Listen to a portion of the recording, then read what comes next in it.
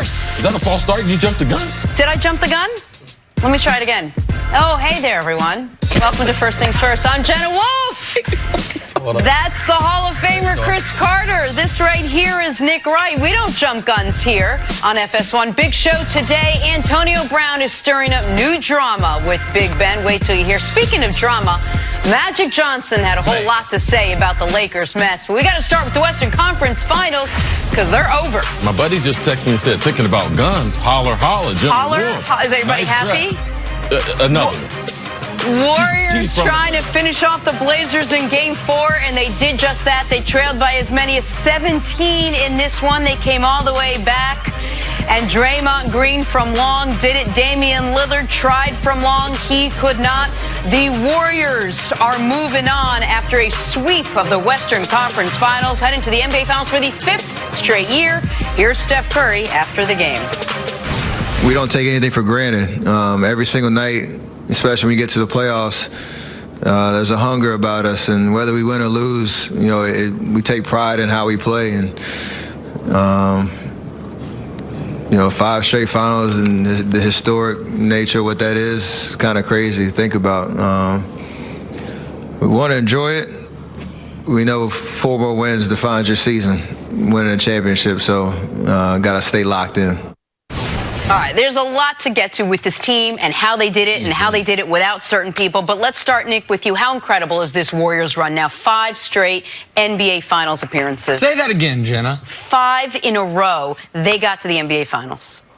The odds are, if you're watching this show, you've never seen a team do it. You had to be alive in the 50s to the 60s and be watching basketball when basketball was barely on television. Maybe for our oldest viewers, they heard of a team doing this. Russell Celtics. And Russell Celtics did it in the era where they only had to win 1 series each time to get to the NBA Finals. There's only 8 teams in the whole league. They got to buy into the conference finals each year, so they had to win 4 playoff games to make their 10 straight NBA Finals. They only had to win 11 total series in that 10-year run when they made 10 straight NBA Finals to get there.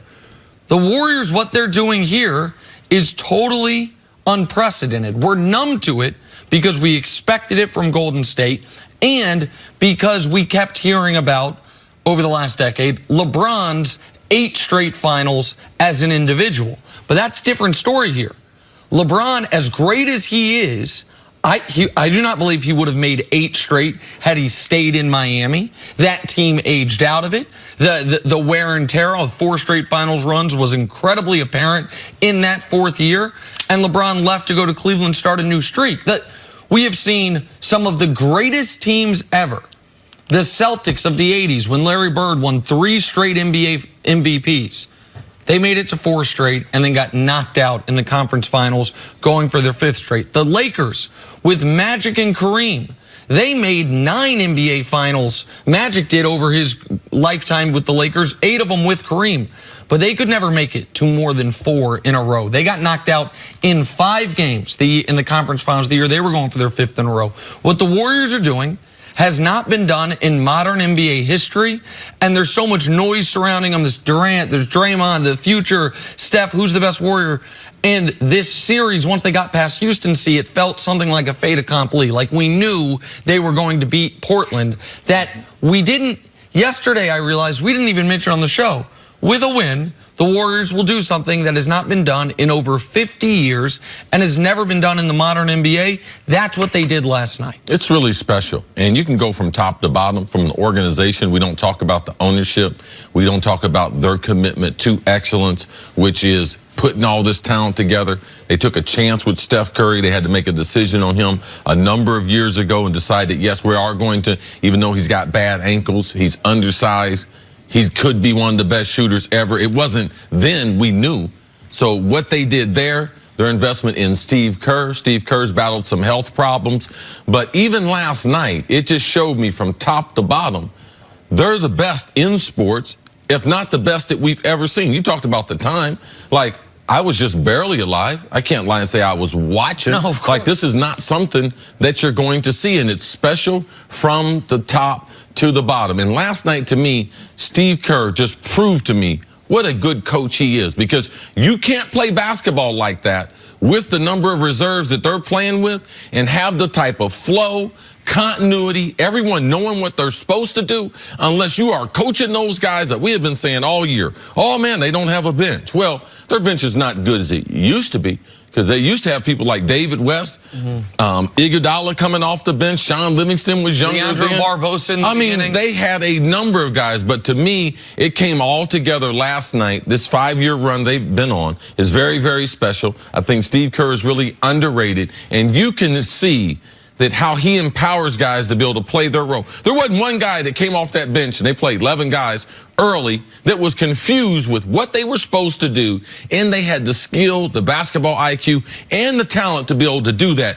This has been very, very impressive. The most impressive thing that I've seen since the Michael Jordan era, when Michael won, took a break, and then came back and won again. It's incredibly impressive if you take the macro look. If you take the micro look, it's even more impressive. They trailed by double digits in how many games in this series? They 3 trailed of 4? by 17 points in games 2, 3, and 4. Last night, late in the third quarter, they trailed by 17. 17 points. They did it with no Boogie in this series. They did it with no Iggy last night, and they won 4 straight games in the Western Conference Finals with no Kevin Durant. And I think that's a really important point, because when we were talking about the Warriors this season, were they going to be able to do something going into the season we knew hadn't been done in 50-plus years?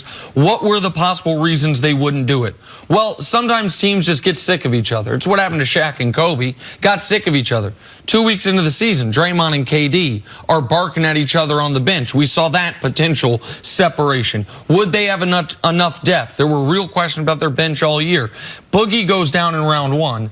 KD goes down in round 2, in a round 2 series against a team that had built their entire identity around trying to beat the Warriors. There were so many exit ramps for them to not to get to this point. Now, there weren't many in the Western Conference Finals, so it felt like if the series had been reversed, if they played Portland last round and Houston this round, I think it maybe would be more celebrated. People would understand the significance of it more, because there would have been more suspense over whether they also would have gotten through Houston without Kevin Durant the whole series. Sure, absolutely. And doing it without Kevin Durant, sweeping the Blazers, coming back on a desperate Blazers team. Again, they were down 15 at the half of game 2, down 13 at the half of game 3, and down 17 with 1:45 left in the third quarter of game 4, and they won all 3 of those games. The Blazers led for more minutes in this series than the Warriors did, and they could not win a single game. Yeah, it was impressive. It was very impressive, and they have what very few teams have. And I'm talking about the greatest teams in basketball, and that's the ability to be able to come back from any deficit. And to me, that's a skill. People might say, well, maybe it shows their lack of attention to detail and stuff early. Well, I don't know what it shows early, but I know at the end of the game, where the score is more important than it is at halftime, then the Warriors have that ability that regardless of what happened, they can lock in for a quarter, for a half, and hit you with all different types of offense. But the one thing that won't be talked about in this 5 years, they have always been an elite defense. And without Kevin Durant, surprising as is, their offense might be a little bit better. Defensively, they are back on to being the Warriors, and that's how they won last night's game. And see, your point about being able to come back from any deficit at any point, teams like this across sports have a psychological edge that they impose on their opponents. I remember watching some of your Vikings teams, particularly once Moss got there and paired with you. There was an element of, man, these guys can score from anywhere. And you could see how it affected defensive game plans. You could see how it opened up running lanes for Robert Smith, because you could be on your own 20 and they were afraid. The Blazers were up 17. And were not comfortable. The Blazers were up 17, and they were the more anxious team. That's what a 5-year track record of beating people over the head buys you, is that teams can't play their best even when they're playing their best, because they're waiting for the other shoe to drop. All right, there's no word yet on when Kevin Durant will return. The big question of whether this team is better off without him in the lineup or not, that annoying question. Vincent Goodwill will be out here. We'll talk about that coming up, and so much more in this game. Big game by Steph, by the way. Oh, my God. But coming up, talk some football. Why is Big Ben apologizing to Antonio Brown? That's next on FS1. You can always check us out on the Fox Sports channel.